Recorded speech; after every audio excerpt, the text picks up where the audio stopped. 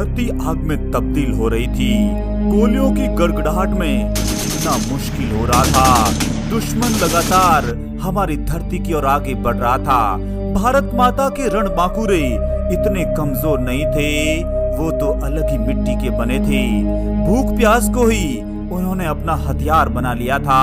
और जब भारतीय जनता ने भी कह दिया था अब तुम्हारे हवाले वतन साथियों, तो फिर किसी को तो अपने वतन का फर्ज निभाना ही था। पीछे हटना तो उन्होंने कभी सीखा ही नहीं था। किसी की विधवा माँ याद कर रही थी तो फिर किसी की वो नई नवेली दुल्हन जिनके हाथों पर अभी भी मेहंदी रची हुई थी। लेकिन ये समय पीछे हटने का नहीं था। उन बहादुरों ने भी शपथ ली थी वापस लौटकर जरूर आएंगे, या तो तिरंगा लहराकर या फिर तिरंगे में लिपटकर।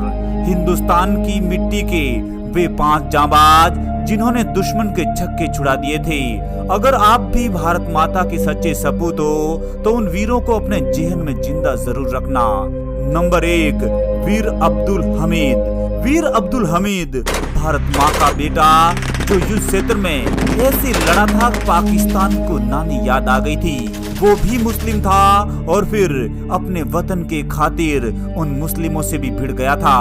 पाकिस्तानी मुल्क ने अचानक धावा बोल दिया था, लेकिन भारत माँ के सपूत ने पाकिस्तान के काफिले को रोक दिया था और फिर ऐसी कार्रवाई को अंजाम दिया कि उनके टैंकों को कब्रगाह बना दिया था। उत्तर प्रदेश के गाजीपुर जिले के धामपुर गांव में जन्मे अब्दुल हमीद ने मात्र 20 साल की उम्र में ही भारतीय सेना की वर्दी पहन ली थी और 65 के युद्ध में खेमकरण सेक्टर के असल उतार गांव में उस पाकिस्तानी हमले को नाकाम कर दिया था, जबकि भारतीय फौज बेहद कम हथियारों से लड़ रही थी। पाकिस्तान अमेरिका से किराए पर लाए गए पैटर्न टैंक लेकर हमारी धरती में घुस आए थे। एक के बाद एक जब पाकिस्तान के 8 टैंकों को आग के हवाले कर दिया था। यह वक्त बेहद मुश्किल था, मगर अब्दुल हमीद के हौसले को देखकर पाकिस्तानी सेना पीछे हटने पर मजबूर हो गई थी। स्टेशन मास्टर अब्दुल हमीद ने अपनी गन माउंटेन से पाकिस्तान के उन टैंकों को तबाह किया था जिन्हें अब तक अजय माना जा रहा था। जांबाज अब्दुल हमीद ने 8 पाकिस्तानी टैंकों को तबाह किया और जब अंत समय आया तो वे एक टैंक पर निशाना बना रहे थे, लेकिन तभी एक पाकिस्तानी सेना का बम उनसे जा टकराया। लेकिन हौसला तब भी खत्म नहीं हुआ था। मरते वक्त भी एक और टैंक को तबाह कर गए। वतन की हिफाजत के लिए परमवीर अब्दुल हमीद कुर्बान हो गए। शहीद होने के बाद उन्हें मरणोपरांत सेना का सर्वोच्च सम्मान परमवीर चक्र से नवाजा गया था। Number 2, captain Vikram Batra. Captain Vikram Batra का जन्म 1974 में हिमाचल प्रदेश के पालमपुर में हुआ था। 6 दिसंबर 1997 को भारतीय सेना ज्वाइन कर ली थी और जब 1999 का दौर आया तो अपने वतन के खातिर कारगिल की जंग में कूद गए थे। जब तक शरीर में खून का आखिरी कतरा बचा था तब तक वे पाकिस्तानी घुसपैठियों से लोहा ले रहे थे। कैप्टन विक्रम बत्रा ने 20 जून 1999 को .5140 की चोटियों पर तिरंगा लहराया था और नारा दिया था, यह दिल मांगे मोर। उन्होंने पाकिस्तान के 5 सैनिकों को मौत के घाट उतार दिया था। उनके एक साथी को गोली लगी तो जान की परवाह किए बिना वे अपने उस साथी को बचाने के लिए युद्ध मैदान में ही जाकर उन्हें सकुशल वापस ले आए थे। उनके साथियों ने विक्रम बत्रा को रोका, लेकिन विक्रम बत्रा ने अपनी जान की बाजी लगा दी थी। इसी दौरान दुश्मन की गोली आकर लगी और विक्रम बत्रा शहीद हो गए। इन्हें मरणोपरांत सेना का सर्वोच्च सम्मान परमवीर चक्र दिया गया था। नंबर 3, ब्रिगेडियर मोहम्मद उस्मान, जिन्हें नौशेरा का शेर भी कहा जाता है। ब्रिगेडियर मोहम्मद उस्मान जम्मू कश्मीर में पाकिस्तानी सैनिकों से लड़ते हुए 3 जुलाई 1948 को शहीद हुए थे। भारतीय सेना के एक शानदार और जांबाज अधिकारी थे। भारत पाकिस्तान के बंटवारे के वक्त कई मुस्लिम अधिकारी जब पाकिस्तान जा रहे थे तब मोहम्मद उस्मान ने पाकिस्तानी सेना में जाने से इनकार कर दिया था और वे भारतीय सेना में ही रहे। उन्होंने जीवन भर भारत माता की सेवा की और देश के खातिर लड़ते हुए शहीद हो गए। मोहम्मद उस्मान अगर शहीद ना होते तो वे भारतीय सेना के पहले मुस्लिम सेना अध्यक्ष होते।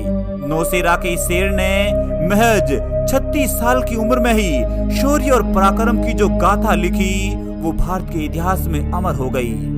Number 4, lieutenant Manoj Kumar Pandey. UP के सीतापुर के मनोज 1997 में भारतीय सेना में भर्ती हुए थे। एक इंटरव्यू में मनोज से पूछा गया कि आप भारतीय सेना में क्यों आना चाहते हो, तो मनोज का जवाब भी अजीब था, परमवीर चक्र पाने के लिए। तब इंटरव्यू पैनल भी हंस पड़ा था। लेफ्टिनेंट मनोज कुमार पांडे अपने दोस्तों से अक्सर कहा करते थे कि अगर मेरे फर्ज के सामने मौत रोड़ा बनी तो कसम से मैं मौत को ही मार दूंगा। उनकी पलटन को दुश्मन सैनिकों को खदेड़ने का टास्क मिला था। खून से लथपथ होने के बावजूद भी मनोज ने कई चोटियों को जीतने में अपनी अहम भूमिका निभाई थी।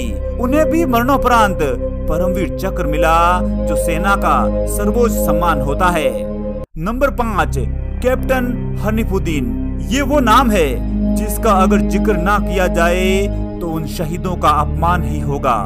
देश की राजधानी दिल्ली के रहने वाले हनीफुद्दीन का जन्म 23 अगस्त 1974 को हुआ था। कारगिल युद्ध में 6 जून 1999 को लद्दाख के तुर्तुक एरिया में 18,000 फीट की ऊंचाई पर ऑपरेशन थंडरबोल्ट, जिसे 11वीं राजपुताना राइफल्स की एक टुकड़ी ऑपरेट कर रही थी। इस पूरे ऑपरेशन को कैप्टन हनीफुद्दीन लीड कर रहे थे। पूरा बर्फीला इलाका था और ऊपर से तापमान भी माइनस में चल रहा था। यहाँ लड़ना तो क्या, जीना भी मुश्किल था। लेकिन अपने मुल्क के खातिर यहाँ भी लड़ाइयाँ लड़ी गई थी। उनकी टीम ने कई पॉइंट को दुश्मनों से आजाद करा लिया था। वे लगातार अपनी टुकड़ी के साथ आगे बढ़ रहे थे। इसी बीच दुश्मनों ने कैप्टन हनीफुद्दीन की टुकड़ी पर गोलीबारी कर दी। बर्फ से ढकी चोटियों पर दुश्मन को मार गिराने के लिए हनीफुद्दीन गोलीबारी के बावजूद भी आगे बढ़ते रहे। हथियार खत्म होने के बावजूद आखिरी दम तक दुश्मनों से लड़ते रहे। कैप्टन समझ गए थे कि दुश्मन की तादाद ज्यादा है और उनकी टीम में बेहद कम जवान बचे हुए थे। कैप्टन ने अपने साथियों को दूसरी जगह भेजकर दुश्मन का ध्यान भटकाया और फिर मौका पाकर उन पर ऐसा वार किया कि आज भी पाकिस्तान उन वीरों को भूला नहीं है। वो चाहे 1965 हो या 1971 या फिर 1999, हर बार पाकिस्तान को मुंह की खानी पड़ी थी। कैप्टन हनीफुद्दीन महज 25 साल की उम्र में ही शहीद हो गए थे। युद्ध भूमि में उन्होंने ऐसी वीरता दिखाई जिसकी बदौलत उन्हें वीर चक्र से नवाजा गया था। दोस्तों, इन वीरों के पास मौका तो खूब था। वे चाहते तो बिना लड़े ही भाग सकते थे, लेकिन ऐसा उनके खून में नहीं था। वे तो अपनी धरती के लिए अमर हो गए। आप और हम जिस खुले आसमान में चैन की नींद सो रहे हैं, इसकी वजह केवल और केवल वे जांबाज है। यूनिक डिस्कवरी टीम इन वीरों को नमन करती है। जय हिंद, वंदे मातरम।